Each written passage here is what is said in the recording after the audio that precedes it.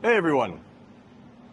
So I'm here in Karlsruhe in Germany, not far from Frankfurt, a university, a well-known university, the Karlsruhe University of Applied Science, and in a lab that this guy is responsible for, co-responsible for, where lots of his PhD students are experimenting on different applications for refrigeration, air conditioning, and heat pumps and more.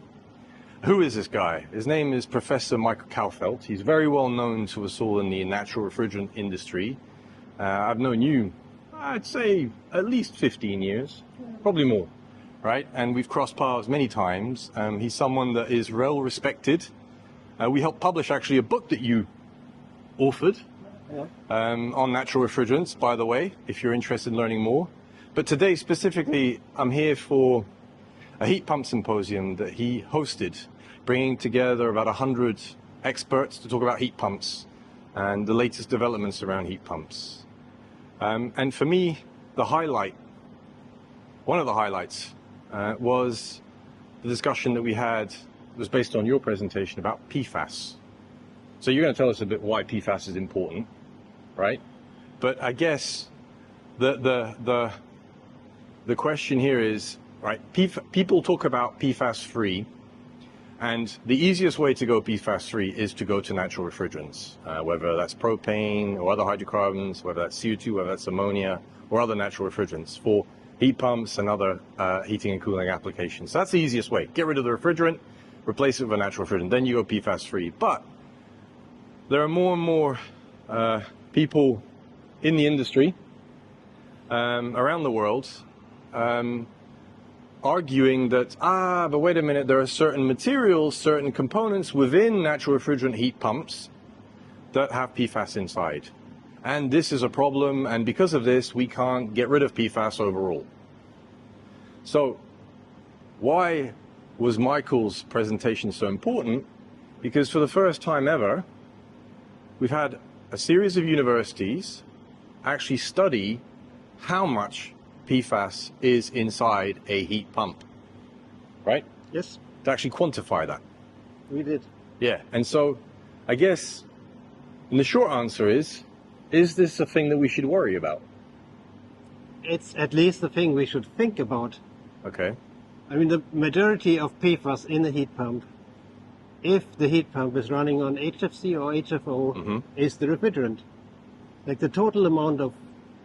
But what are we talking about? Is it like 50%? Is it more? It's much less. When we took one heat pump for a multi-family house, which is in reversible mode, which you can use also for air conditioning. So heating and cooling heat pump, a very standardized reversible heat pump, a Swiss manufacturer. Swiss manufacturer, okay. And the refrigerant is 410A, which is the most common refrigerant in the Swiss heat pumps. Okay. And the total amount of PFAS in the heat pump by weight is about 3%. 2.8, 3%. 2.8 to 3%. Now, if you take the refrigerant... So that's if you weigh it, just in kilos. Yes, if you weigh it.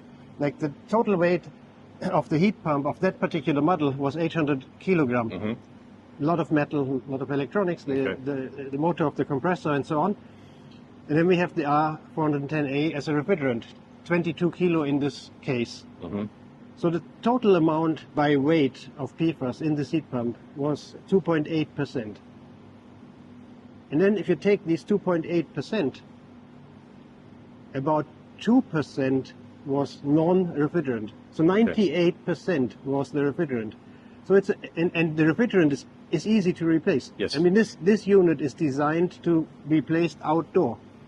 There's no challenge at all changing or converting from 410A to propane. Yeah, which is becoming what most people would expect to become the industry standard in the next few years across Europe. Because of these bans, and F-gas bans, that's going to be a real push. Yeah. I mean, I started in the refrigeration heat pump industry in 1986.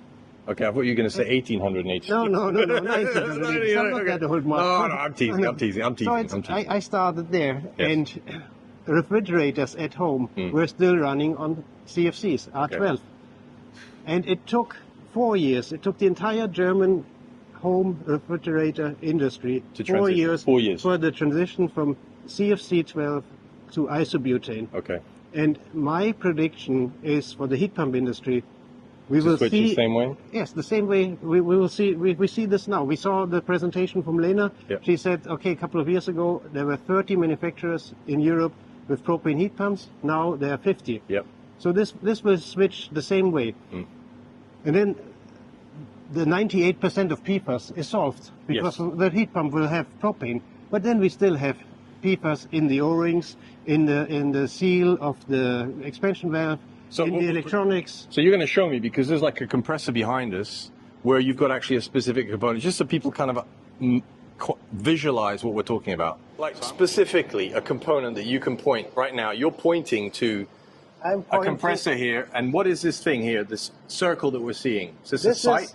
It's a sight glass to monitor the oil level, in the compressor. Okay. And this sight glass, in order to make it tight so that the refrigerant is not leaking out, which of course is important for R410A, but it's also important for propane, because you don't want the propane to leak. Yeah, absolutely. So this thing contains an O-ring, and this O-ring inside for tightening, and this O-ring is made of a PFAS material, which is no problem if you, like at the end of the lifetime of the heat pump, either recycle it or you burn it somewhere at a high enough temperature so that the PFAS is not going to the environment. So this is the 2% that's not refrigerant related. Yes. But it doesn't leak. It doesn't leak. It's just so if it's recycled at the end of its life, basically there's no kind of. So in terms of exposure, it's not that. It's not that big an issue, you'd argue, right? But there are other things in the heat pump. I mean, there's the coating on the evaporator to make it to prevent the icing that contains PFAS. There are the electronics. The electronics contain sometimes PFAS to prevent sparks. Some of the coating on the wires, I think. Yes, also that. Yeah, so there are clearly some components that are used in heating and cooling systems that have PFAS. Yes, but it is in this particular model, it's 2% out of the 2.8% of the total PFAS amount. So we're talking small percentages here. Okay, granted this is on one specific model, so on other models it may vary a bit less, a bit more, but roughly it's quite a small percentage. So for the ones who use this as an excuse to not change, you know, we could clearly argue that that's just not correct. Now, have other industries, you know, ski wax, textiles, outdoor sporting equipment, have they managed to transition away from PFAS-free materials? Yes, ski wax is PFAS-free nowadays. Outdoor gear and equipment and clothing, there are some companies, they put this on their agenda 10 years ago, and they are PFAS-free now.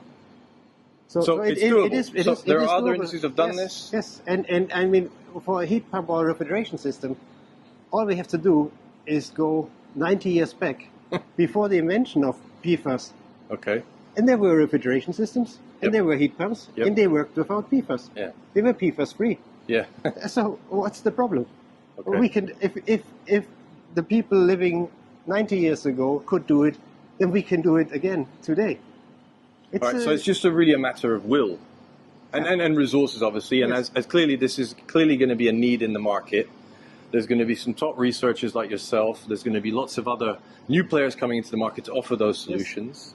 So one can expect, and I personally have talked to quite a few just in the last few months, they are working on this. They already know that this is going to be solvable. Not you know, in 10 years, but before, well before. This is an important message. It's not rocket science. It's not going to take us a decade to solve this problem for a small percentage of the issue that we're talking about, right? Yes. Now, for those manufacturers that are a bit worried, you know, they don't know the kind of materials they have or whether this specific component is PFAS or not, who can they go to? They can go to different laboratories, and they can make some infrared spectroscopy measurements, and then they can exactly tell you what kind of PFAS you have in the material. And then you can talk to your supplier and say, okay, I don't want this, I want a different material. And then so step one is go and study, and then they need some third-party help, maybe from some top universities, which you're one, but also the other universities that were part of this project, one in Switzerland, I believe, OST? It's the University of Applied Switzerland, Eastern Switzerland. So they have like facilities for this now that they can help and assist manufacturers, okay? They have a rough measurement, which is quick, and then they have a more detailed one. Okay. So it's easy. So, it's easy. Well, I don't know. We'll see how easy it is. But clearly, the good news is you can call someone, and they can help you, and they're working on this already. So that's the good step, right? Yes. And then it's just a matter of iterating until you find that perfect mixture, that perfect product for you that helps you to go PFAS-free, because it's going to be a competitive advantage to be not only natural refrigerants, but to be 100% PFAS-free throughout the chain, right? It is. Yeah. Okay. It's a little bit like the things, the groceries you buy in the supermarket. I mean, the old-fashioned way is with a lot of pesticides, and the animals are not kept in a nice way. And then you get this kind of new way, the what is it called in English? Like biological fuels? I can't think, but you know, we've been at this conference. It's 10 p.m. as we record this local time, so we've been talking for the last 10 hours. So I know what you mean, ecological. Yeah. And those things in the beginning, they were much more expensive than the conventional produced groceries. But nowadays they're the same price, and the customers, they are buying it. And the same, I can foresee the same for the heat pumps, because then, like in Germany, you have this Blue Angel for like really for environmental friendly. You can get it for toilet paper or for anything. There is a split air conditioner which has the Blue Angel, but it's the refrigerant they looked at. They didn't look at all the small tiny components. And I could imagine that in the future, maybe they also look at all these small tiny components, and they say, okay, you can get the Blue Angel if you get rid of the PFAS in your gaskets and in your electronics and so on. Okay. But I don't know. We'll see. The future will bring. Yeah. No, but this is clearly a space to watch. And on behalf of Atmosphere, I can say that this is something that we will be helping the industry to solve, to help them identify the right partners, to go and get the right tests done, and then help them also find the right suppliers, so that we can go PFAS-free 100% as fast as possible. Because we know that PFAS is a problem that will be the next environmental disaster that we have to deal with, unfortunately. The challenge is that with CFCs and ozone depletion, you can take the atmospheric lifetime of CFCs. It's at the most about 100 years. Yeah. So after 100 years, this problem is solved. In theory. Yeah, in theory, yeah. But I mean, if you would stop using it in the countries which are still using CFCs, then it would be solved in 100 years. Yes. Global warming by HFCs, most of the HFCs, they have an atmospheric lifetime around 10 years. So this would be solved 10 years after you ban HFCs. The problem with PFAS and the TFA, which is the decomposition. Which is the link between refrigerants and PFAS. Yeah, because the HFO decomposed to TFA, tetrafluoridic acid, in the atmosphere.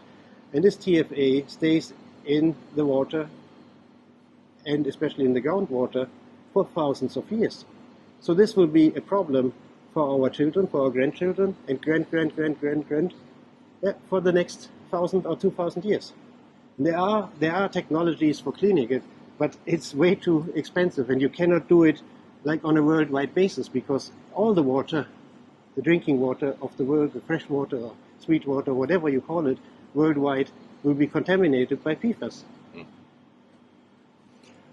Sobering thought. Okay, well, on that note, we have the alternatives. So let's move to those as fast as possible. Go natrefs. Bye-bye, everyone. Bye-bye and good night.